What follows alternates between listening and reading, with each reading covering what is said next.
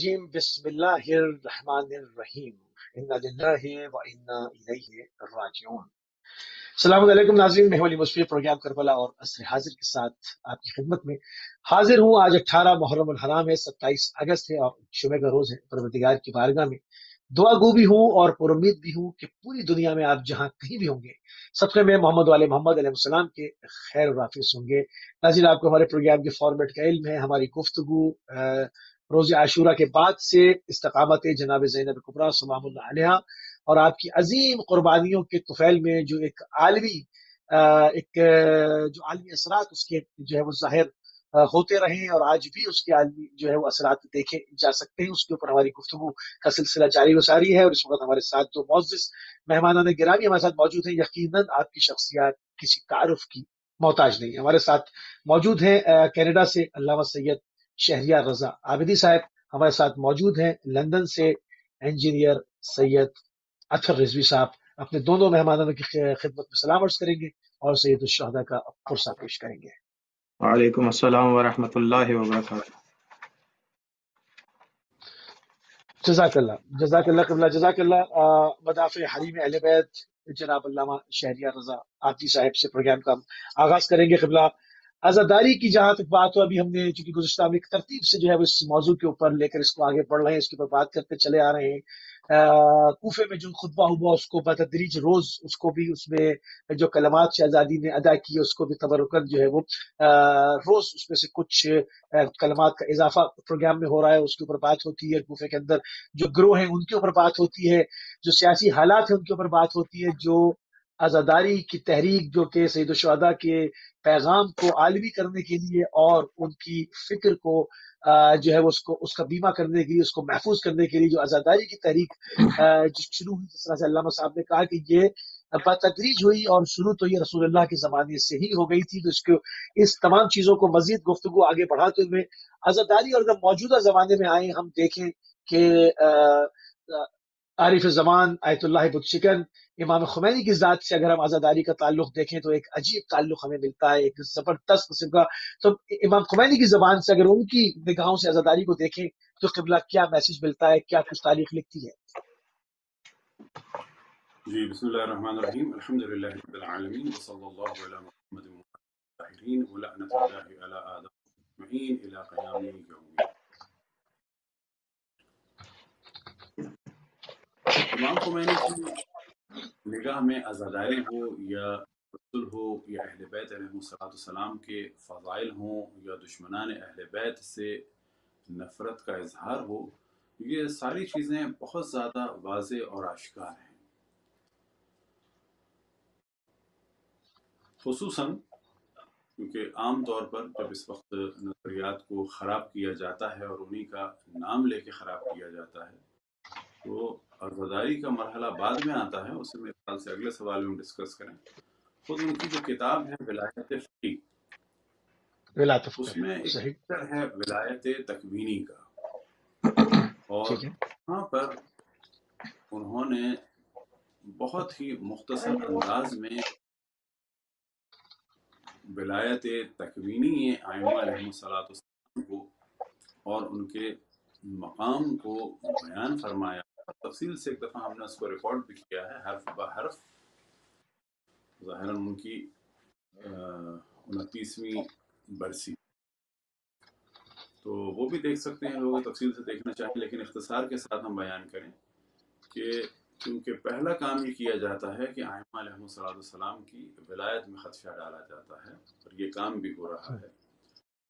وہ فرماتے ہیں کہ جب ہم نے ولایت تشریعی ثابت کی ائمہ علیہ السلام کے لیے تو اس کے معنی یہ نہیں ہے کہ ان کے پاس صرف یہی ولایت تشریعی ہے، یعنی حکومت کی پاور اور دینی مسائل بیان کرنے کی پاور، بلکہ ان کے مقامات الہی ہیں الا ما شاء اللہ، وہاں اللہ تک ہیں اکبر، جہاں سبحان اللہ۔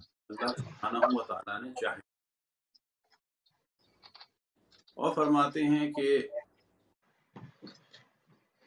ان مقامات تک نہ مقرب پہنچ سکتا ہے نہ نبی مرسل، سبحان اللہ، سبحان اللہ، واہ، وہ سبحان اللہ۔ مقامات الہی کہ جن کی وجہ سے کائنات کا ذرہ ذرہ ان کے سامنے خاضع اور متواتر ہے. سبحان اللہ. اور ہمارے مسلمات، یعنی میں اپنا جملہ نہیں بیان کر رہا ہوں، انہیں کے بیان کر رہا ہوں، اور فرماتے ہیں ہمارے مسلمات دین میں سے ہے، مسلمات مذہب میں ہے کہ نہ ان تک ملک مقرب پہنچتا ہے نہ نبی کے مرسل. صحیح. اور ہاں اس کے بعد فرماتے ہیں کہ ان کی خلقت اور طینت میں امتیاز ہے عام انسانوں کی نسبت. تو ان مختصر سے کلمات میں انہوں نے بہت ساری چیزیں واضح فرمائی. صحیح. اب آپ تصور کریں کہ وہ فرما رہے ہیں کہ ان کے پاس، ان کے لیے جب ہم نے ولایت تشریع ثابت کی تو اس کے معنی یہ نہیں ہے کہ ان کے پاس یہی ہے. اور ساتھ میں اس کے بعد صرف انہوں نے ایک اور چیز ارشاد فرمائی کہ جناب سیدہ سلام اللہ علیہ کے پاس تو ولایت تشریعی اس زمانے میں امام یا نبی کو نماز نہیں ہے. تو کیونکہ وہ نبی اور امام نہیں ہے تو کیا پھر وہ معاذ اللہ عام انسان ہیں؟ تو ان کے لیے بھی فرمایا کہ ان کے پاس یہی ولایت کلی الہی ہے. مطلب کیا انہوں نے ولایت کلی کلی الہی. ہے. تو یہاں سے معلوم ہوا کہ ایک جو شور کیا جاتا ہے کہ اس وقت ایسا شور کیا جا رہا ہے جیسے کہ تمام انبیاء ناکام حکومت نہیں بنائی، کہ انبیاء میں سے جناب داؤد اور جناب سلیمان اور جناب طالوت، فقط ان دو کے پاس اس قسم کی پاور تھی، اور پھر رسول اللہ صلی اللہ علیہ وسلم کے پاس. اور ائمہ علیہم السلام میں فقط 4 سال بظاہر یہ حکومت رہی مولا امیر المؤمنین کے پاس. اب ایسا ظاہر کیا جا رہا ہے جیسے کہ اصل کام ہی حکومت ہے، جبکہ اصل کام انبیاء کا اللہ دین پہنچانا ہے، خداوند تبارک و تعالیٰ پہنچانی ہے. اور یہی جو انبیاء علیہم السلام کی قربانی، ان کی تعلیمات ہیں، ان کی رسالت ہے، اس کی حفاظت کرنی ہے ائمہ علیہم السلام کو. اور یہی وجہ ہے کہ اللہ سبحانہ و تعالیٰ نے ارشاد فرمایا وَإِن لَمْ تَفْعَلْ فَمَا بَلَّغْتَ رِسَالَتَهُ. سبحان اللہ. یہ سبحان کام اللہ. کیا تو ایسا ہے جیسے کہ رسالت کے کام کو انجام ہی نہیں دیا. تو پہلے سمجھنا ہوگا ائمہ علیہم السلام کی ولایت کو، ان کے مقام کو، اور یہ کہ وہ کس لیے اللہ سبحانہ و تعالیٰ نے ان کا انتخاب فرمایا. وہی خلفاء ہیں رسول اللہ صلی اللہ علیہ وسلم کے، وہی ائمہ ہیں تمام مسلمانوں کے، یعنی مولا امیر المؤمنین خلیفہ اول ہیں رسول اللہ کے، اور امام اول ہیں تمام مسلمانوں کے. وہ کہ تمام اچھا، انسانوں صرف حکومت کی جانب ساری انبیاء کی نہضت، ساری انبیاء کی محنت، ساری ائمہ کی محنت، تمام قربانیاں صرف ایک حکومت کی جانب اگر اس کو مرکوز کیا جاتا ہے، کہیں سے شبہ ڈالا جاتا ہے تو اس کی کیا وجہ ہو سکتی ہے؟ کیوں؟ حالانکہ واضح ہے کہ انبیاء کا کام، ائمہ کا کام ساتھ میں پوری ہدایت پہنچانا ہے. اس کی وجہ یہ ہے کہ ایک تو یہ بتانا کہ جبکہ امام خمینی نے اپنے لیے کبھی بھی نہیں چاہا کہ ان کے جھوٹے فضائل بیان ہوں، ایک تو ان کے ذام میں، بعض جہلا کے ذام میں یہ ہے، یعنی ان کے خیال میں یہ ہے کہ تمام مراجع پورے غیبت میں جو ہے تو بیکار تھے، جو کام کیا ہے صرف امام خمینی نے کیا. امام خمینی نے کبھی بھی دعویٰ نہیں کیا. ہر جگہ کے حالات اور واقعات ہوتے ہیں، اور اس وقت کے الگ واقعات تھے، حالات تھے، انہوں نے جو کام کیا کام کیا، خداوند درجات کو بلند سے بلند فرمائے. لیکن جس طرح سے پیش کیا جا رہا ہے اس سے تو یہ لگتا ہے کہ جیسے کہ باقی حتیٰ انبیاء اور ائمہ علیہم السلام نے بھی شاید معاذ اللہ جاری ادا نہیں کی. اس طرح سے پیش کیا جائے، کیونکہ جب آپ یہ اعتراض علماء پر کریں گے کہ آپ نے حکومت نہیں بنائی، تو یہ سوال تو ائمہ سے بھی ہوگا کہ انہوں نے کیوں نہیں بنائی. یہ سوال انبیاء سے بھی ہوگا. تو یہ ایک صحیح. جب انسان پولیٹیکل فائدے چاہتا ہے کسی بھی چیز کے تو دین کو کھینچتا ہے اپنی مرضی. بالکل صحیح. میں اور آتا ہوں قبلہ اس کے اوپر اس میں کچھ اور پہلو بھی مزید جو ہے وہ ایڈ کرتے ہیں، اور اس میں اس کو مزید اور جہتوں کے ساتھ بھی موضوع سخن بناتے ہیں، کیونکہ بہت ہی اہم ہے ہمارے آج کے نوجوان کے لیے، جس کے سامنے جو ہے وہ تمام چیزیں موجود ہیں انٹرنیٹ کے ذریعے سے، چونکہ ایک بہت وسیع جو ہے وہ ایک دنیا اس کے سامنے کھل جاتی ہے، تو اس کو گائیڈ کرنا، باقاعدہ صحیح بات اس کو معلوم ہونا چاہیے تاکہ وہ صحیح ڈائریکشن میں جو ہے وہ آگے موو آن کر سکے۔ ہمارے ساتھ موجود ہے سید انجینئر سید اطہر رضوی صاحب لندن سے۔ قبلہ تھوڑی سی کوفے کے ماحول پہ بھی ہماری گفتگو روزانہ چل رہی ہے، اس کو بھی تھوڑا سا آگے بڑھاتے ہیں، اس کو ایڈ کرتے ہیں، تھوڑی سی تمیدی گفتگو ہو جائے آپ کے ساتھ پہلے کہ کوفے میں سیاسی تقسیم جو دیکھتے ہیں آپ، وہ کن گروہوں کے درمیان ہے؟ کیونکہ عموماً کوفیوں کا نام لے کر لیول چسپاں کیا جانے کی کوشش ہر سال کی جاتی ہے کہ جی وہ شیعان علی پہ جو ہے وہ لیبل چسپاں کر دی جائے۔ تو ذرا ان لوگوں کو جو تاریخ سے لابلد ہیں، جو تاریخ نہیں جانتے، نہ کبھی پڑھنا جانتے ہیں، نہ کبھی اس کے بارے میں سیکھنا جانتے ہیں، صرف الزام لگانا جانتے ہیں، تو تاریخی حقائق کیا ہیں؟ کوفے کی تقسیم سیاسی تھی کیا؟ بسم اللہ الرحمن الرحیم، الحمد للہ الذی ہدانا لہذا وما کنا لنہتدی لولا ان ہدانا اللہ قد جاءت رسل ربنا بالحق والصلاة والسلام وتحیت والاکرام علی نبینا وحبیب قلوبنا وطبیب نفسنا ابو القاسم محمد صلی اللہ علیہ وسلم۔ سب سے پہلے اپنی کم علمی کے ساتھ آپ کا شکریہ ادا کرتا ہوں کہ آپ نے موقع دیا اپنے ویوز کو بیان کرنے کا، اور امام زمانہ اجل اللہ شریف کے سامنے تعزیت پیش کرتا ہوں۔ یہ جو کربلا کا واقعہ ہوا، اتنا غم کے ساتھ اس کو عام دل برداشت کر لے، مشکل ہے، بہت مشکل ہے یہ واقعہ، اس میں کوئی شک نہیں ہے۔ سنگ دل ہی ہے جو اس واقعے کے اوپر یا اس ظلم کے اوپر نہ روئے اور نہ ماتم کرے، وہ سنگ دل ہی ہوگا۔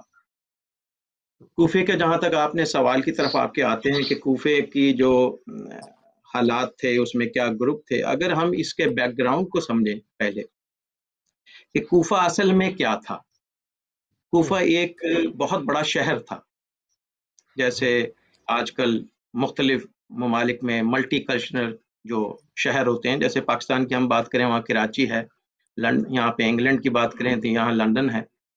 یہ شہر اپنی ایک ویلیوز رکھتے ہیں، اور ان شہروں کی طرف کیونکہ یہ بڑے شہر ہوتے ہیں، اپنی جگہ پر ایک حیثیت رکھتے ہیں، تو یہاں پر لوگ ہجرت کرتے ہیں، مقامی لوگوں کے ساتھ ساتھ دوسرے لوگ بھی بستے ہیں ان شہروں میں۔ اگر ہم اس کا تھوڑا سا تجزیہ کریں کہ دیکھیے، جب امام علی علیہ السلام کو ظاہری خلافت ملی ہے، جو لوگوں نے جب اصرار کیا کہ مولا اب آپ ہی ہیں، آپ ہی ہمیں لیڈ کر سکتے ہیں، اور مولا نے قبول کیا، تو آپ نے اپنا دارالخلافہ جو ہے وہ کوفے کو بنایا، مدینے کو نہیں بنایا۔ اس کا مطلب ہے کہ کوفے کی کوئی خاص ویلیو تھی کہ جو آپ وہاں پر آئے اور آپ نے وہاں پہ اپنا دارالحکومت بنایا، وہاں پر آپ نے حکومت کی۔ اچھا، اس کے ساتھ ساتھ ایک بات کرتے چلے جائیں کہ کیونکہ یہ پروگرام بی بی زینب سلام اللہ علیہ کے خطبوں کے مطابق ہے، تو یہ وہ بی بی ہیں ہماری کہ اگر دین کی خدمت خواتین میں اگر کہی جائے، بی بی فاطمہ تو زہرا سلام اللہ علیہ کے بعد بی بی زینب ہیں جنہوں نے آج ہم تک یہ دین پہنچا دی۔ بے شک ایسے ہی۔ جب آپ کوفے میں رہا کرتے تھے امام علی علیہ السلام، تو اس چیز کو ذرا سمجھنے کی کوشش کیجئے کہ کوفی جتنے بھی تھے وہاں پر، ایک تو ریزیڈنٹ کوفی جو تھے، جو مقامی کوفی تھے، پھر وہ لوگ جو اس شہر کی ویلیو کی وجہ سے وہاں پر آ کے بسے، اور پھر حکومت وقت جو بھی ہوتا تھا وہ وہاں پہ لا کے اپنا ایک نمائندہ وہاں پر لگاتا تھا، اور حکومتی اثر و رسوخ تاکہ وہاں پہ رہے، کیونکہ جتنی بھی تحریک چلتی تھی وہ اسی طرح کے شہروں سے چلتی تھی۔ جیسے ہمارے ہاں کراچی ہے، جی فوجی چھاونی، بالکل فوجی چھاونی تھی، میں اسی طرح آ رہا تھا، فوجی چھاونی تھی، کیونکہ اس کی اسٹریٹجک ویلیو جو تھی وہ بہت زیادہ تھی۔ جیسے میں بھی کہہ رہا تھا کہ کراچی کی طرف آپ آئیں تو کراچی کو ایک مدر سٹی کہتے ہیں، وہاں پہ سارے لوگ پنجاب سے بھی آ رہے ہیں، مختلف جگہوں سے آ رہے ہیں، اور تحریک سیاست میں چلتی ہے تو اسی شہر سے چلتی ہے، تو یعنی کہ اس کی ایک ویلیو ہے، اس کی طرف سب کی توجہ ہوتی ہے۔ اسی طرح سے کوفہ اس زمانے میں ایک مرکزی حیثیت رکھتا تھا۔ جب امام نے وہاں پر حکومت کی اور وہاں کے لوگوں نے جو ملٹی نیشنل لوگ تھے کوفے کی، کوفیوں کے علاوہ بھی، انہوں نے جب امام کی حکومت دیکھی ہے، طرز طریقہ دیکھا ہے، اس کے بعد بی بی زینب سلام اللہ علیہ جو عالمہ غیر معلمہ تھیں، انہوں نے وہاں پہ ایک مدرسہ قائم کیا. اس مدرسے میں خواتین درس لیا کرتی تھی آپ سے. ایک طرف امام علی اپنے کردار اور گفتار سے سب لوگوں کو دکھا رہے ہیں، دوسری طرف بی بی اپنے دروس دے رہی ہیں. تو خواتین میں بھی یہ گھرانہ پاپولر تھا اور مردوں میں بھی یہ گھرانہ پاپولر تھا. تو انہوں نے ان کے طرز حکومت بھی دیکھا، اخلاق بھی دیکھا، کردار بھی دیکھا. تو اب کوفیوں میں جو آپ کا جو سوال، اب میں سوال کی طرف آتا ہوں کہ کوفیوں میں جو آپ نے کہا کہ گروپ بندیاں، جو کون کون سے گروپ تھے، تو اس زمانے میں جو میرے اپنے حساب سے جو میں کیلکولیٹ کرتا ہوں 4 گروپ میں اس میں ڈیوائیڈ کروں گا ان لوگوں کو. ایک وہ گروپ جو حکومتی گروپ کہلاتا ہے، جس کے مفادات حکومت کے ساتھ ہوتے ہیں، اس زمانے میں جو حکومتی گروپ تھا وہ ان کے ساتھ تھے. دوسرا وہ گروپ جو اہل البیت کے ساتھ تھا، یعنی کہ شیعان حیدر قرار کہلاتے تھے وہ لوگ، اور پکے شیعہ تھے. شیعہ بمانا فالوورز جو ہوتے ہیں. اب اس میں نسل اور قوم اور رنگ و نسل نہیں ہے، اس میں صرف مولا کا چاہنے والا ہے. اور ایک دو گروپ ہو گئے. دوسرا گروپ جو تھا وہ ہم انہیں عرف عام میں کہتے ہیں مفاد پرست گروپ، جو نہ ادھر ہوتا ہے نہ ادھر، یہ مفاد پرست گروپ کہلاتے ہیں. اور تیسرا جو تھا وہ خوارج تھے، جس میں شمر بھی بڑا مشہور نام ہے لعنت اللہ علیہ. وہ جو تھا جس نے صفین کی جنگ بھی مولا سے میں مخالفت میں لڑی ہے، وہ گروپ بھی وہاں پہ موجود تھا. تو یہ 4 گروپ تھے. ان چاروں گروپوں نے مولا کی حکومت کو دیکھا تھا، اہل بیت کے کردار کو دیکھا تھا. اور اگر ہم جی ایک کلچر اور بھی تھا کہ اس میں لفظ شیعہ سبھی استعمال کر رہے تھے، شیعان علی، شیعان عثمان، شیعان بنی امیہ، شیعان فلاں، شیعان فلاں. یہ بھی ایک کنفیوژن ہے نا لوگوں کو اس کا. اس لیے میں نے آپ کو وہاں پہ اس وقت عرض کیا تھا کہ شیعہ کا مطلب فالوور ہے، یعنی کہ ٹرو فالوور آف امام علی علیہ السلام. اب عربی میں شیعہ کا مطلب فالوور ہے، انگلش میں اگر آپ کہیں تو فالوور ہے. اب کوئی بھی ہو، شیعان معاویہ ہو یا شیعان یزید ہو اس زمانے کا، یا شیعان ابن زیاد ہو، جو بھی ہو، یعنی کہ فالوور کے طور پر. اب ہمیں اس کو ایک جنرل ٹرمینالوجی لے لیں کہ جی نہیں، شیعہ کا جو آج شیعہ جس حیثیت سے جانا جاتا ہے، دیکھیے ہمارے ہاں لفظ کی بحث ہوتی ہے. اس منطق میں جب لفظ کی بحث کرتے ہیں اور ایک لفظ کسی خاص معنی میں جب استعمال کیا جائے، بے شک اس کے کوئی بھی معنی ہو، وہ اپنے معنی اصل معنی کھو دیتا ہے. اب کیونکہ ہم اردو کلچر سے تعلق رکھتے ہیں، ہمارا تعلق اردو سے ہے. اب عربوں میں یہ چیز میرا خیال نہیں پائی جاتی، کیونکہ وہ شیعہ کا مطلب فالوور لیتے ہیں، وہ جنرل ٹرمینالوجی ان کے. لیکن ہمارے ہاں کیونکہ خاص کلچر ہے، اردو ہم تعلق رکھتے ہیں، عربی کو ہم اتنا نہیں سمجھتے، تو ہم شیعہ کا مطلب صرف وہی شیعہ جو دور حاضر کے ہیں، جو اہل البیت کے ماننے والے ہیں، ان کو لیتے ہیں. لیکن اگر آج بھی کوئی ایسا ہو جو ظالموں کو اپنا دوست رکھتا ہو، وہ ظالموں کا شیعہ ہو جائے گا، بے شک ہو. یعنی کہ لباس کوئی بھی ہو، اس سے کوئی تعلق نہیں ہے، لباس کا کوئی تعلق نہیں ہے. آپ جس کو سپورٹ کر رہے ہیں، آپ اس کے عرف عام میں اس کے شیعہ ہو جائیں گے. لیکن آج کل میں شیعہ جو کہا جائے گا وہ صرف جو بذات خود ہم موجود ہیں، ہمیں ہی پاکستان میں یا ہمارے کلچر میں ان کو کہا جاتا ہے. تو جی بولیے. جی آپ بات مکمل کر یہاں پر ہمارا جو کنفیوژن ہے، شیعہ جو ہے کنفیوژن، جو کوفی جو شیعہ تھے، جو میں نے آپ کو بتایا، اس میں دوسرا جو گروپ ہے شیعوں کا جو ہے، یعنی کہ جو کوفی جو تھے، جو وہاں پہ موجود تھے، جسے میں اپنے الفاظ میں مفاد پرست کہتا ہوں. یہ مفاد پرست جو ہے وہ دیکھتے ہیں جہاں پہ ہمارا مفاد ہوگا ہم وہیں چلے جائیں گے. اب دیکھیے جب امام حسن علیہ السلام نے جب ٹریٹی کی تھی معاویہ سے، تو اس میں ایک شک یہ بھی تھی کہ تم نے اپنے مرنے کے بعد خلیفہ اپوائنٹ نہیں کرنا، لیکن اس نے اپوائنٹ کیا یزید کو. اچھا، یزید کا کریکٹر سب جانتے تھے، اس کے کیونکہ سب کو معلوم تھا کہ یہ دیندار نہیں ہے، ظالم ہے، شراب نوشی کرتا ہے، کتوں سے کھیلتا ہے، بندر اس کے پاس ہے. یہ ساری چیزیں لوگ جانتے تھے، کیونکہ اس وقت بہرحال دیندار تو تھے ہی، کچھ بھی تھے دیندار. تو کوفہ کیونکہ یہ مرکز تھا، یہاں پہ ساری موومنٹ چلا کرتی تھی. جب یہ خبر اور یہ چیزیں مرکز میں آئیں تو لوگوں نے کہا کہ یہ تو شخص غلط ہے، اسے حکمرانی نہیں ہے، حکمرانی اس کا زیب نہیں دیتی ہے، خلیفہ غلط ہے. تو وہاں سے جو تحریک شروع ہوئی کہ جناب اس کو ہونا نہیں چاہیے. تو اب جیسے امام علی کے پاس لوگ آئے تھے کہ امام یا امام اب کچھ نہیں کیونکہ اس میں صرف یعنی اس میں وہ لوگ جو کہ ہم عقیدہ صرف عصمت کے اوپر رکھتے ہیں معصوم پہ، وہ خالی گروہ نہیں تھا، مولا علی کے پاس تو وہ بھی آئے جو خلفائے ثلاثہ کو مانتے چلے آ رہے تھے، وہ بھی آئے. بالکل جو پہلے حکومتوں میں انہیں خلیفہ مانتے چلے آئے ہیں وہ خود آئے، لے کر آئے کہ جناب مولا اب آپ کے علاوہ کوئی نہیں بچا. اب آپ دیکھیے اس وقت کے لحاظ سے اب انہیں کوئی نظر نہیں آ رہا تھا کہ حکمرانی کون کرے گا. اگر یہ یزید جو ہے یہ خلیفہ نہیں ہوگا تو اس کے علاوہ کون خلیفہ بن سکتا ہے. وہی دیکھیں ہسٹری ریپیٹ کی ہے ہسٹری نے. امام علی کے پاس چلے جائیں، انہوں نے دیکھا آپ کوئی کون خلافت کرے گا، کوئی ہے ہی نہیں اس قابل کا خلافت کرے، تو مولا کے پاس درخواست کرتا ہے. مولا اس درخواست کو رد نہیں کر سکتے تھے. شریف ان کے اوپر ایک عذر آ جاتا ہے کہ آپ نے اس کو لوگوں کو ایڈریس کرنا ہے. جی کیا کہہ رہے تھے آپ؟ ٹھیک ہے، یہاں پہ گفتگو کو روکتے کہ اب یہاں سے مزید شقیں جو ہے وہ کھلیں گی کہ پھر شہزادی نے کن لوگوں کو خطاب کیا. اب یہ بات واضح یہاں سے ہو جائے گی. اگر شہر عابدین صاحب کے پاس چلیں گے، قبلہ ایک جس طرح سے امام خمینی کے حوالے سے آپ نے عزاداری کے حوالے سے فرمایا، ایک میرے سامنے بھی ایک چیز ہے کہ آپ فرماتے ہیں کہ یہ جلوس یا ایام محرم سڑکوں پر نکلتے ہیں، انہیں سیاسی مظاہرے میں تبدیل نہ کرنا، بلکہ مظاہرے اپنی جگہ ہے لیکن دینی جلوس سیاسی جلوس نہیں، بلکہ ان سے بالاتر ہے، ان سے اولا ہے. وہی ماتم، وہی نواخوانی، وہی چیزیں ہماری کامیابی کی علامت ہے. پورے ملک میں مجالس عزا برپا ہونی چاہیے، سب مجلسوں میں شریک ہوں، سب گریا کریں. روز عاشورہ انشاءاللہ لوگ گھروں سے نکلیں گے، امام حسین علیہ السلام المظلوم کے تعزیے اٹھائیں گے اور جلوس عزا میں صرف عزاداری کریں گے. خدا ہماری قوم کو کامیابی ادا کرے اور وہ اپنی پرانی روایتوں کے ساتھ عاشورہ میں عزاداری منائیں اور ماتمی دستے اپنے پورے زور و شور کے ساتھ باہر نکلیں اور ماتم و خانی بھی ذوق و شوق کے ساتھ کریں. اور یہ جان لو کہ اس قوم کی زندگی اسی عزاداری کے ساتھ ہے، بحوالہ قیام عاشورہ در کلام و قیام امام خمینی.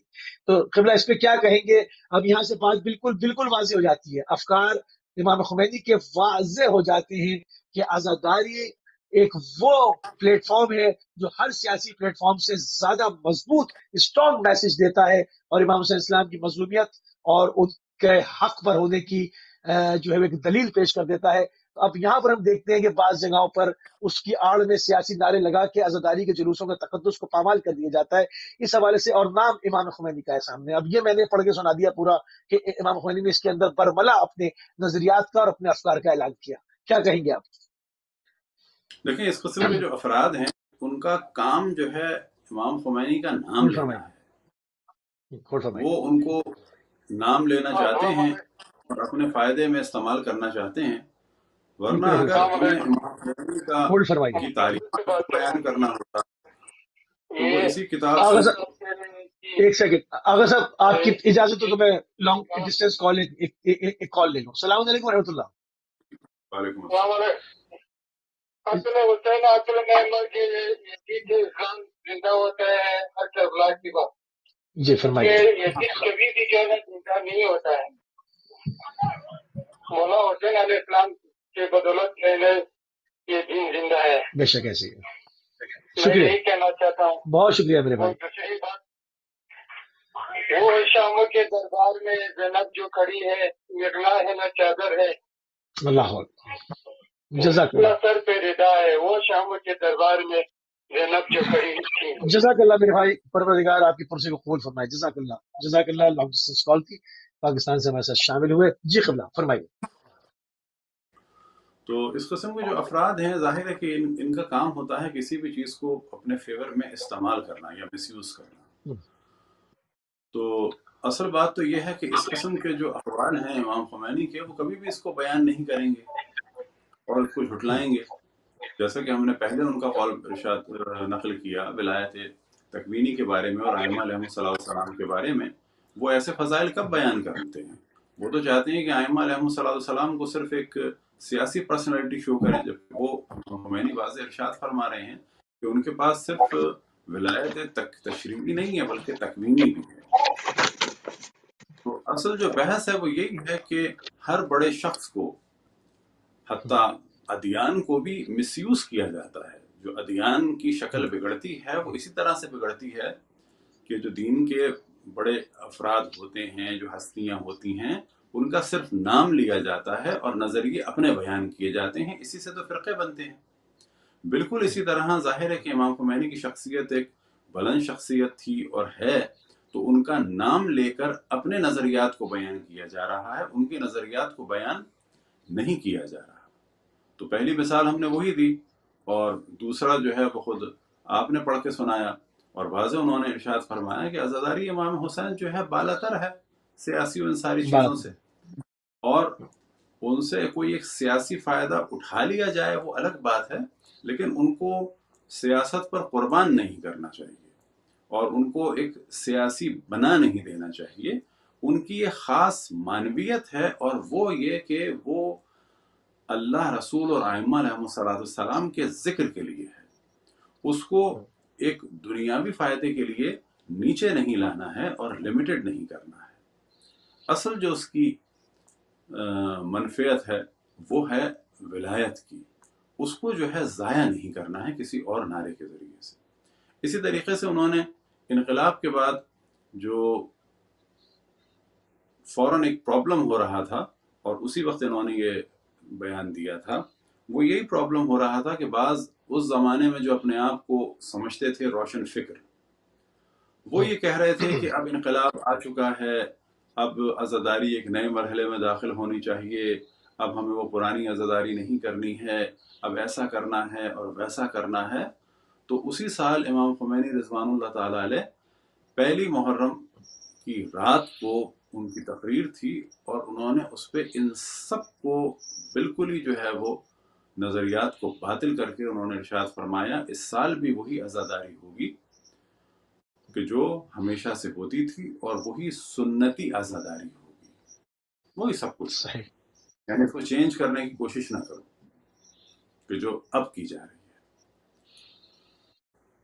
سنتی عزاداری سے کیا مراد ہے؟ ہر علاقے میں کوئی نہ کوئی ایک روش ہے، تو انہوں نے فرمایا وہی جو ہمارے یہاں ایران میں ہوتی ہے، یا مثلا اگر اس وقت کوئی پوچھتا عراق کے بارے میں یا پاکستان کے بارے میں، وہی فرماتے کہ جو اپنے کلچر کے تحت عزاداری ہے اس کو انجام دو۔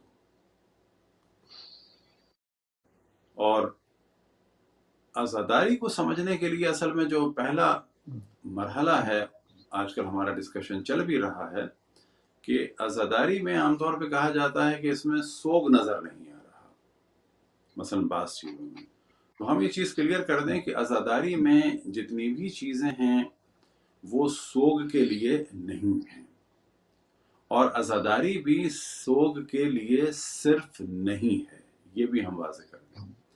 عزاداری میں جو اصل ہدف ہے وہ امام حسین علیہ السلام اور ان کے اصحاب اور انصار اور اہل حرم کی مظلومیت کو اجاگر کرنا ہے اور باقی رکھنا ہے۔ اس مظلومیت کو اجاگر کرنے کے لیے ہمیشہ سوگ نہیں ہے، اس میں اصل ہدف یہ ہے کہ اس کو اجاگر کیا جائے، ان کی مظلومیت کو چھپنے نہ دیا جائے اور ظالموں کو چھپنے نہ دیا جائے۔ اب اس کے لیے کچھ ایسے بھی کام ہو سکتے ہیں کہ جس میں بظاہر سوگ نہ ہو، وہ ہر دور کے حساب سے ہوں گے۔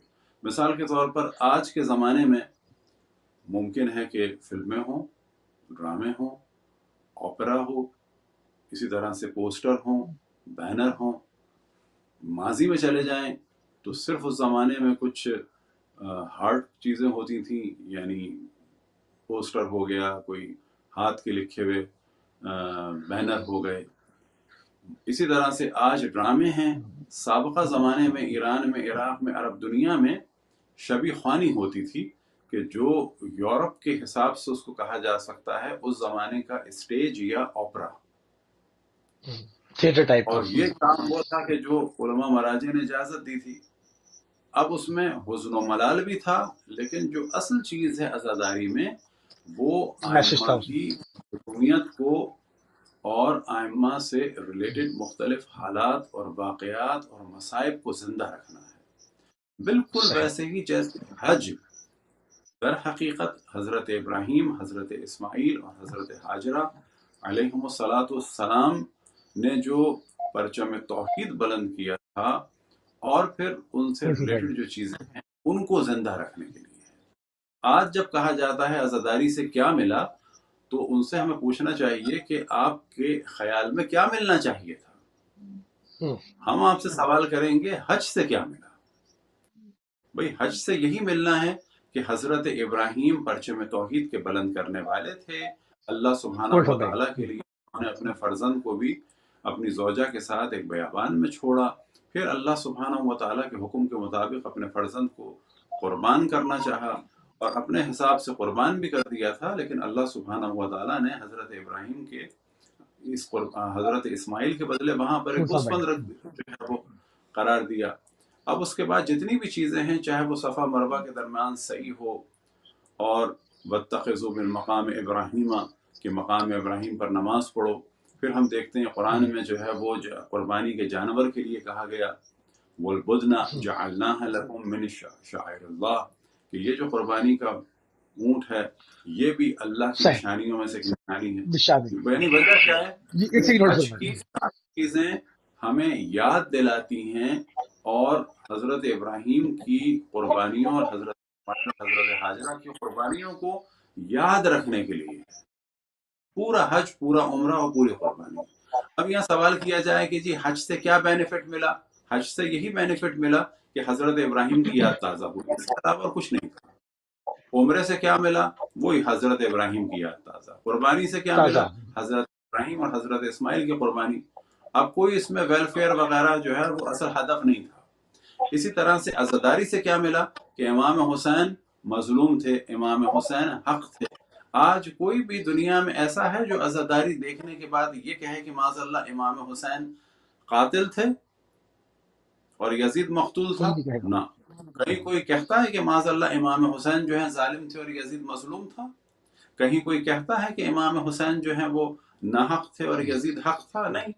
ہر آدمی کہتا ہے امام حسین مظلوم تھے، امام حسین مقتول تھے، امام حسین حق تھے، امام حسین نواسے رسول تھے، ان کے ساتھ رسول کی نواسیاں حضرت زینب، حضرت ام کلثوم تھی. ان لوگوں پر ظلم ڈھایا گیا، وہ اسلام کی سربلندی کے لیے نکلے تھے اور دین کو بچانے کے لیے نکلے تھے اور دین کو انہوں نے بچا لیا. عزاداری کا یہی ہدف ہے. ایک صاحب نے کچھ دن پہلے کہا کہ 1400 سال سے عزاداری ہو رہی ہے، ایسی عزاداری کا کیا فائدہ کہ ایک حسین نہ پیدا کر سکے؟ کس نے کہا تھا کہ امام حسین دوسرا پیدا ہوگا؟ یہ تو بالکل ایسا ہے کوئی کہے کہ 1400 سال سے حج، بلکہ حج تو اس سے پہلے سے بھی ہو رہا ہے اور ایک ابراہیم پیدا نہ ہو سکا. کس نے کہا تھا کہ دوسرا ابراہیم پیدا کرنا ہے؟ کس نے کہا تھا کہ دوسرا حضرت اسماعیل کو جو ہے وہ پیدا کرنا ہے؟ کس نے کہا تھا کہ حضرت حاجرہ جو ہے پیدا ہوں گی حج سے؟ عزاداری سے امام حسین کو پہچانا جائے گا، عزاداری سے امام حسین کی فضیلت کو بیان کیا جائے گا، عزاداری سے امام حسین کی مظلومیت کو بیان کیا جائے گا. کرنے کے لیے نہیں ہے. اور اسی تفصیل سے ہم گفتگو کر چکے کلو یوم عاشورہ کلو ارض کربلا. نہ کوئی دن عاشور کے برابر نہیں ہے، کوئی زمین کربلا کے برابر نہیں ہے. کہ ڈاکٹر شریعتی سے غلطی ہوئی تھی اور وہ ہم نے تفصیل سے ان کی ویڈیو بھی ڈالی ہے، ان کی وائس بھی ڈالی ہے اور ان کی کتاب کا بھی حوالہ. اب یہ ہمارے علماء نہیں ہے کہ اگر ڈاکٹر شریعتی سے ایک زبان پھسل گئی یا غلطی ہو گئی تو علماء کو تحقیق کرنی چاہیے تھی. وہ کیوں لکیر کے فقیر ہو گئے؟ ائمہ کا قول ہے لا یوم کا یوم کا یا ابا عبداللہ، کہ کوئی دن آپ کے دن جیسا نہیں ہے. اب اس کے معنی لے لیے جائیں کہ جی ہر دن تیار رہنا چاہیے، الگ بات ہے، لیکن اس کے اگلے نتیجے کیا نکل رہے ہیں؟ کربلائے فلسطین، کربلائے کشمیر، کربلائے کراچی، کربلائے کوئٹہ، کربلائے گلگت. اگلا نتیجہ کیا ہوگا؟ حسین کشمیر، حسین کراچی، حسین فلسطین، حسین کشمیر، حسین یہاں کے، حسین وہاں کے. نو، ہمیں اتنے حسین نہیں، امام حسین ایک ہیں، منفرد ہیں اور ان جیسا کوئی نہیں ہو سکتا. علی زمان، حسن زمان، حسین زمان، کل ایمان، صرف اور لاکھوں دفعہ، کروڑوں دفعہ، اربوں دفعہ یہ کہیں گے صرف اور صرف امام زمان علیہ الصلوۃ والسلام کی ذات مقدس. علی زمان، حسن زمان، حسین زمان نہ حضرت سلمان فارسی ہیں، نہ حضرت مقداد ہیں، نہ نواب اربع امام زمان علیہ الصلوۃ والسلام ہیں، نہ شیخ صدوق ہیں، نہ شیخ مفید ہیں، نہ آغا ابو الحسن اصفہانی ہیں، نہ آغا حکیم ہیں، نہ آغا خوئی ہیں، نہ آغا خمینی ہیں، نہ آغا سیستانی ہیں، نہ آغا خامنائی ہیں، نہ آغا وحید ہیں، نہ کوئی اور، صرف امام زمان. یہ جو کھیل ہو رہا ہے عزاداری کے نام پر کہ 1400 سال سے عزاداری ایک ہو رہی ہے، حسین پیدا نہیں ہوا. کس نے کہا تھا کہ حسین پیدا ہوگا دوسرا، جو تم کو فکر ہے حسین کے پیدا ہونے کی؟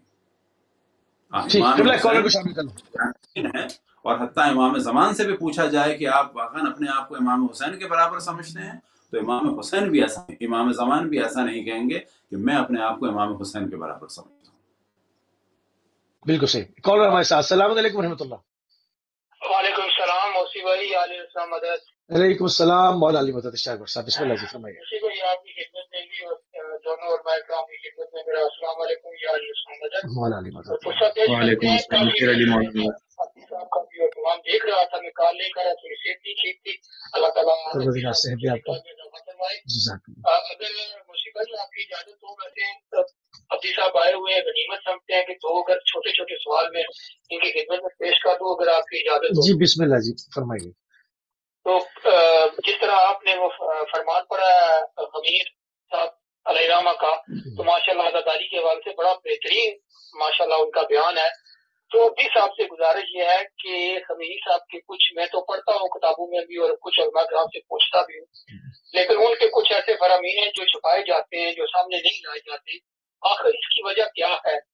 کیا وجہ ہے آخر اس ان کی وجہ سے نعوذ باللہ کیا شیعت کو کوئی نقصان ہوگا؟ جس طرح مثلاً کوئی اشارہ دے دیں جلدی سے تاکہ میں نوٹ ڈاؤن کروں۔ میں آپ کو اشارہ دے دیتا ہوں کہ کچھ علماء کرام کہتے ہیں کہ جی قمیض اتار کے ماتم نہ کرو، ایک سوال میرے سامنے کی بات ہے۔ تو ایک بات، تو دوسری کچھ ابھی جو چل رہا ہے کہ جی خون کا پرسہ نہیں دینا چاہیے، جیسے کلچر کی بات ابھی صاحب کا فرما رہے تھے۔ کلچر جو ایسا ہے جیسے پاکستان میں زنجیر زنی ہے، عرب میں کما زنی ہے، انڈیا میں مختلف قسم کی روایات تھی، چلو ماتم جس طرح میں کسی کی مخالفت نہیں کرتا، لیکن ابھی صاحب سے یہ پوچھنا چاہتا ہوں، کیا جب خمینی صاحب کا یہ انقلاب آیا تھا تو اس وقت جو آزاداری ہوتی تھی، کیا اس میں کما زنی، زنجیر زنی یا خون کا ماتم ہوتا تھا، یا خمینی صاحب نے منع کیا، یا کس نے منع کیوں کیا، اس کی وجہ کیا ہے؟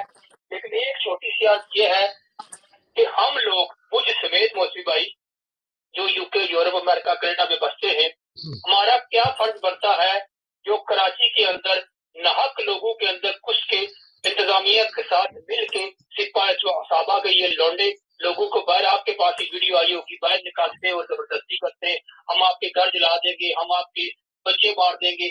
آخر ہمارا کیا فرض بنتا ہے کہ ہم انٹرنیشنل دنیا میں، ہمیں یہ باتیں نہیں کرنی، ہمارے سوچ کے دن جا رہے ہیں، لیکن افسوس ہوتا ہے کہ اتنی طاقت ہونے کے باوجود بھی ہم کیا کر سکتے ہیں ان لوگوں کے لیے کہ پاکستان کے اندر یہ خانہ جنگی نہ ہو، اور یہ جو حکومت کی طرف سے یہ پولیس والے ساتھ مل کے لوگوں کو، وہ غریب غربا لوگ عزاداری برابری تو ہمارا جو فرض ٹھیک ہے، حضرت آ گیا، فائدہ کیا، بہت شکریہ مولا علی، جزاک اللہ۔ جی قبلہ شہری عابدی صاحب، آپ کو آواز آ گئی ہے؟ میں ریپیٹ کر دوں۔ جی جی، تو پہلا سوال تو ان کا یہ تھا کیوں لوگ چیزیں چھپاتے ہیں، تو ظاہر ہے یہ تم بتا چکے کہ اپنے فائدے کے لیے اور نظریات کو خراب کرنے کے لیے چھپاتے ہیں۔ مثال کے طور پر انشاءاللہ میں تفصیل سے اس کو جی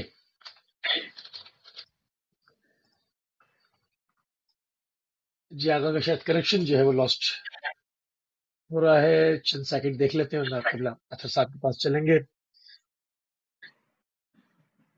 میرے خیال میں لانگ ڈسٹینس کی وجہ سے کچھ، جی قبلہ، جی آگا، جی اتفاق سے جب فون آن لائن ہوتا ہے تو پھر یہ واٹس ایپ کے بھی آتے رہتے ہیں۔ جی جی فرمائیے۔ تو یہ جو پرابلم ہے کہ لوگ چاہتے ہیں کہ اپنے حساب سے جو ہے وہ اپنے نظریات کو بیان کریں، کسی اور کا لیول لگا۔ اب مثال کے طور پر امام خمینی نے جو ایک بہترین کام انجام دیا اس قسم کے افراد کو لگام لگانے کے لیے، اور وہ بھی چھپایا جاتا ہے، وہ ان کے وصیت نامے کے شروع کے 2 صفحے ہیں جو انہوں نے اپنے وصیت نامے میں لکھے، اور اس میں انہوں نے بہت اہم نکات کی جانب توجہ دی، جس میں جو سب سے شاید اہم نقطہ ہے وہ یہ کہ انہوں نے کھل کے اس بات کو کہا کہ مجھے فخر ہے کہ میں شیعہ ہوں اور 12 ائمہ علیہم السلام کا ماننے والا ہوں۔ تو اب اس کے علاوہ بہت سارے موضوعات ہیں، انشاءاللہ اس کو ہم کبھی ڈسکس کریں گے۔ اس کو جتنے بھی یہ لوگ ہیں اس قسم کے لوگ، وہ وصیت نامے کے شروع کے 2 حصوں کو نہیں پڑھتے۔ اب جب ان کا کام ہی، ان کی دکان ہی امام خمینی کے نام سے چل رہی ہے، اور یہ ان کا آج کا وصیت نامہ نہیں پڑھ رہے کہ جو ہر شخص کے ہاتھ میں ہے اور ایران میں ہر زبان میں چھپا ہے، تو ان سے کیا توقع رکھی جائے کہ یہ صحیح فضائل پڑھیں گے یا صحیح شیعت کو بیان کریں گے؟ یہ تو اپنے مطلب کی سیاست بازی کو بیان کریں گے۔ تو یہ تو ہے پہلا جواب. اب رہ گیا معاملہ جو انہوں نے سوال کیا کلچرل عزاداری کو. کلچر عزاداری. اس میں جتنی بھی چیزیں ہیں جو کسی چیز کو یاد دلاتی ہیں اور اس میں کوئی حرام چیز نہ ہو وہ سب جائز ہیں. اب معاملہ ہے زنجیر کا یا قما کا، تو جو جس کا مقلد ہے اس کے فتوے پر وہ عمل کرے گا. اب یہاں پر نسبت دی جاتی ہے کہ آغا خامنائی نے زنجیر زنی سے منع کیا ہے. یہ بالکل جھوٹی نسبت ہے. انہوں نے قما سے بے شک منع کیا ہے، لیکن انہی کے اجوبۃ الاستفتاء میں جو چیپٹر ہے رسوم الازا، اس کا جو دوسرا ہی سوال ہے، وہاں پر سوال ہے کہ اگر ایسی زنجیریں کہ جن میں کچھ نہ لگا ہو تو وہ فرماتے ہیں جائز ہیں. اگلا سوال ان سے ہے کہ اگر ان زنجیروں میں چھریاں لگی ہوں تو انہوں نے وہاں پر یہی فرمایا ہے کہ اگر اس سے توہین نہ ہو رہی ہو اور اگر اس سے کوئی اہم خطرہ نہ ہو تو کوئی حرج نہیں ہے. اب یہاں پر یہ بات رہے کہ مجتہد اور مرجع جب فرماتے ہیں اگر ایسا نہ ہو رہا ہو تو اس کے معنی ہے کہ وہ اس چیز کو اپنے مقلد پر چھوڑ رہے ہیں کہ موضوع کی تشخیص دے. مثال کے طور پر کوئی سوال کرے مرجع سے کہ شکر کھانا کیسا ہے، تو وہ جواب دیں گے اگر کسی کے لیے خطرہ ہے تو نہ کھائے. فرض کریں تو یہ کون تشخیص دے گا خطرہ ہے یا نہیں؟ یہ مکلف یعنی جو مقلد ہے وہ سوچے گا، تحقیق کرے گا کہ یہ میرے لیے خطرہ ہے یا نہیں ہے. لہذا زنجیر زنی کے بارے میں انہوں نے منع کا فتویٰ نہیں دیا ہے بلکہ مکلف پہ چھوڑا ہے. اب ممکن ہے کوئی کہے کہ نہیں اس سے تو بدنامی ہوتی ہے. اچھا وہ خود سوچ رہا ہے نا تو وہ نہ کرے. آغا خامنائی پر یہ ڈال کے نہ کہے کہ انہوں نے مطلقاً منع کیا ہے، انہوں نے موضوع کی تشخیص پر منع کیا. لیکن ہم اس شخص سے کہیں گے اچھا توہین ہو رہی ہے تو توہین کب ہوتی ہے؟ جب دوسروں کے سامنے ہوتی ہے. لیکن اگر 5 آدمی کسی بیسمنٹ میں کریں تو پھر آپ بتائیے کہ آغا خامنائی کے فتوے کے حساب سے کیا ہوگا؟ تو پھر توہین والا عنصر تو مائنس ہو جائے گا. تو اصولاً لوگ اپنے نظریات کو بیان کرتے ہیں کسی کا سہارا لے کر. تو اس مسئلے میں ہمیشہ ہم یہ کہتے ہیں کہ جو جس کا مقلد ہے اس کے فتوے کے حساب سے عمل کرے. یہ ایک آسان جواب ہے. آسان جواب، ٹھیک ہے. یہ آسان نہیں ہے، یہ میں نے آسان کہہ دیا، بظاہر یہ مختصر جواب ہے لیکن یہی صحیح اور کامل جواب ہے.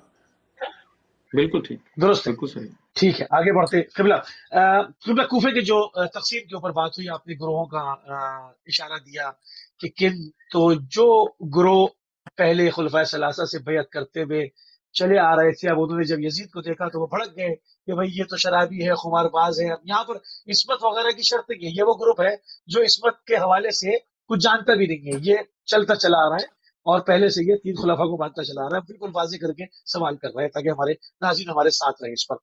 تو اب یہی گروپ ہے جس نے یہ تمام ہونے کے باوجود اب وہ یزید کو ماننے پر تیار نہیں ہے، اور وہ اب آتے ہیں امام حسین علیہ السلام کے در پر اور ان کو خط لکھتے ہیں. اگر یہاں ایسے ہی قبلہ، اب یہ سارے خط جاتے ہیں. اب امام حسین السلام چونکہ ان کے اوپر حجت تمام ہو جاتی ہے کیونکہ ان کو بلایا جا رہا ہے، وہ رہبر ہے، ہادی ہے، ان کا کام ہدایت دینا ہے. وہ مدینے سے چلتے ہیں اور یہاں پہنچتے ہیں اور راستے میں ان کو یزیدی فوجیں گھیر لیتی ہیں. اب جناب زینب کبریٰ سلام اللہ علیہ کس گروہ سے خطاب کر رہی ہیں جو لیبل شیعوں پہ چسپا کر دیا جاتا ہے کہ یہ جو کوفی، ابھی تو ہم نے بتایا کہ اس میں 10 گروپ ہیں کوفیوں کے.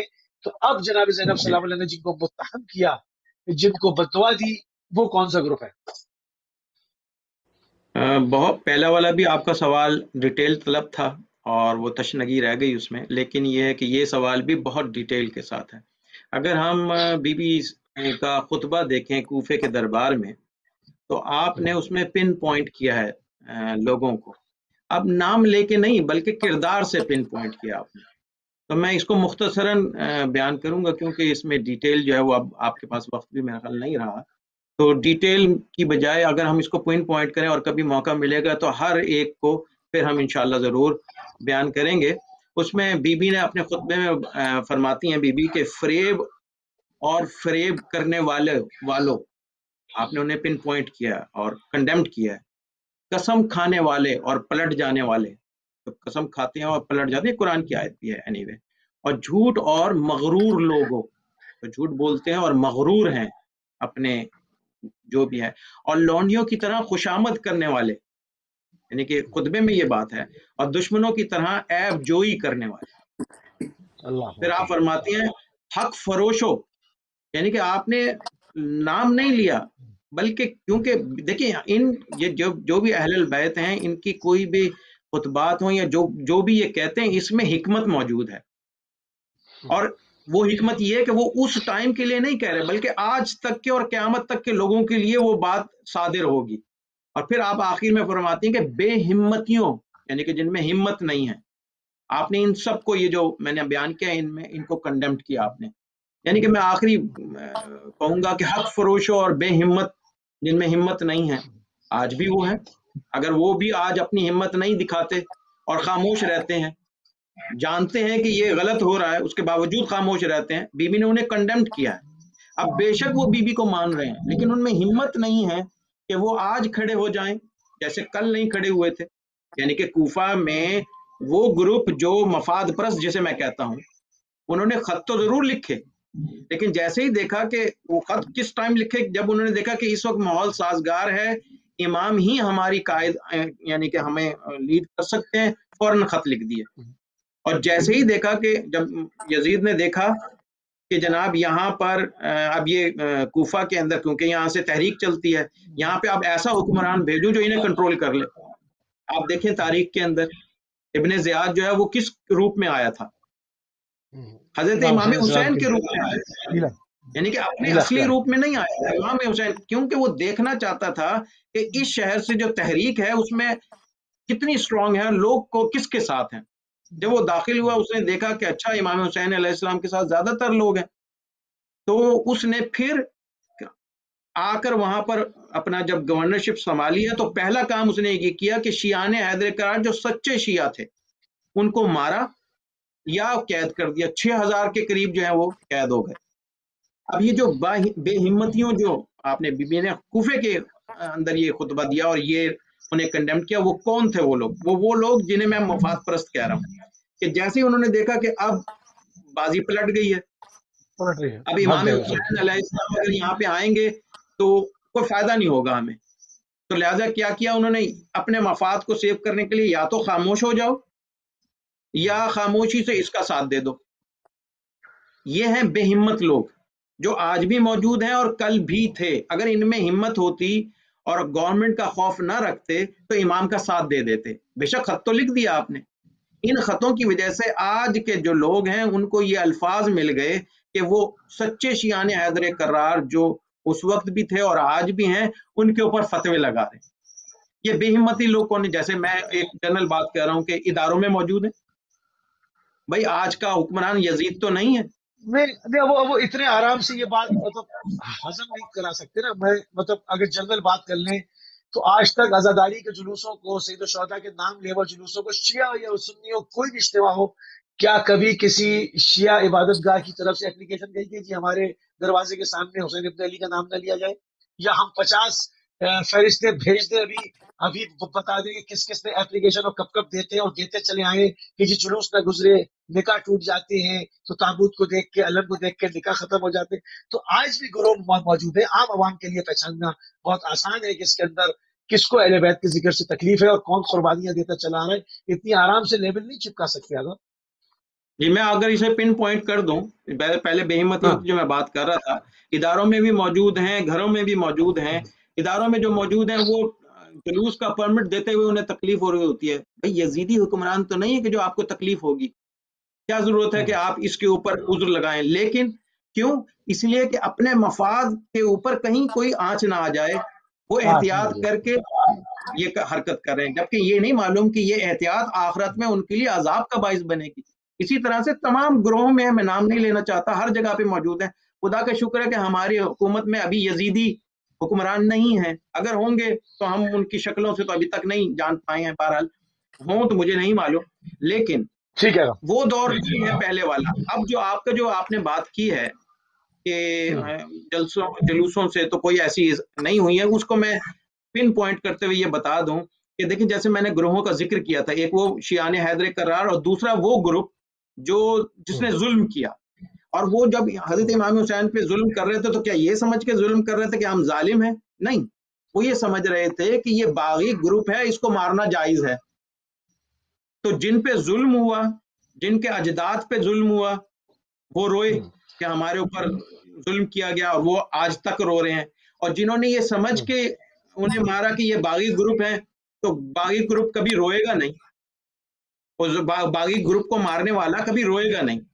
اور وہ اس ٹائم بھی نہیں روئے, اور میں سمجھتا ہوں آج بھی نہیں رو رہے. وہ جو رونے پہ پابندی لگاتا ہے, میں اسے اس گروپ میں ڈالتا ہوں کہ جس نے امام حسین کو باغی سمجھ کے قتل کیا, شہید کیا, اور سمجھتے رہے کہ ہم نے صحیح کام کیا, اور نہیں روئے. بالکل, اور آج بھی نہیں روئے. بالکل ٹھیک ہے, واضح ہو جاتی ہے. آئندہ آنے والے پروگرامز میں اس کو مزید گفتگو کو لے کر جو ہے وہ آگے بڑھیں گے.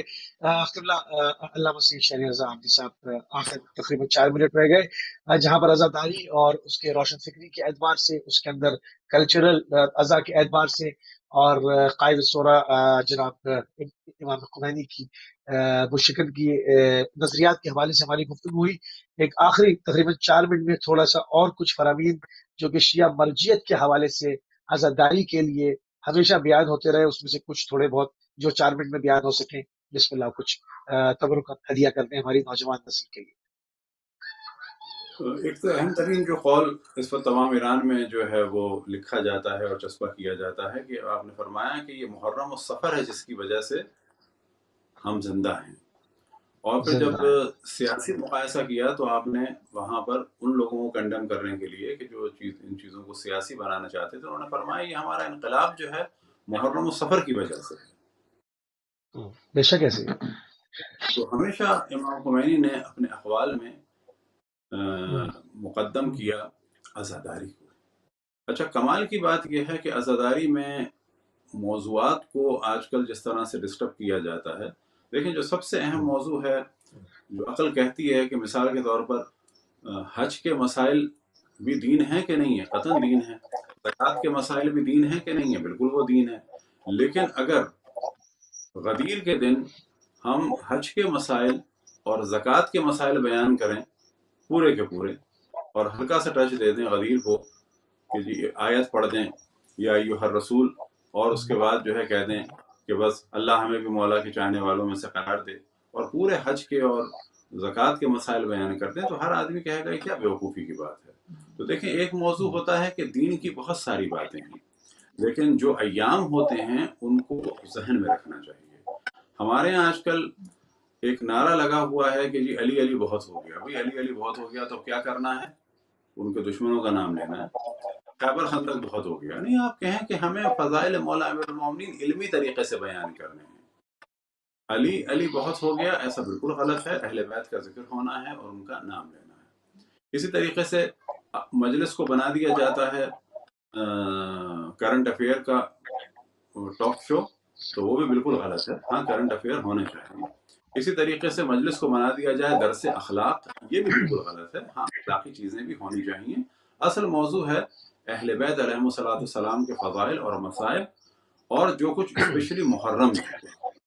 اب ہم دیکھتے ہیں کہ جو اصل ہم اس موضوع کو ڈسکس کر رہے ہیں, امام خمینی کو پسند تھے جو ان کے ہاں ہمیشہ سے آتے تھے, ایک خطیب جن کا نام تھا, ایک منٹ رہ گیا آگے صرف.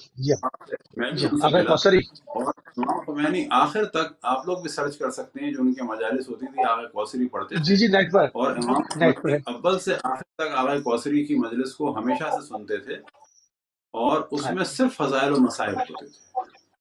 بے شک ایسے, اور باقی ساری چیزیں ہوں, لیکن فضائل اور مسائل کو اور محرم کو اخلاقیات یا کرنے کا قربان نہیں کیا جا سکتا. نہیں کیا جا سکتا. قبلہ بہت جزاک اللہ, انتہائی مشکور ہیں اور انتہائی ممنون ہیں اپنے دونوں مہمانان گرامی کے. اور ناظرین, آپ سماعت فرما رہے تھے علامہ سید شہریار رضا عابدی صاحب کو, آپ سماعت فرما رہے تھے قبلہ سید اطہر انجینئر صاحب کو لندن سے، اور ہمارا موضوع استقامت ہے جناب زینب کبریٰ السلام علیہ اور اس کی آفاقی تحریک، اس سے کیا کچھ ثمرات آج تک ظاہر ہو رہے ہیں، کس طرح سے آپ نے اس عزاداری کے ذریعے سے، ان خطبات کے ذریعے سے، ان تمام صحبتوں اور مصیبتوں کو برداشت کر کے امام حسین السلام کی فکر کو آفاقی کر دیا اور قیامت تک ہدایت کا راستہ ڈھونڈنے والوں کے لیے ایک چراغ ہدایت کو نصب کر دیا. اس کے اوپر گفتگو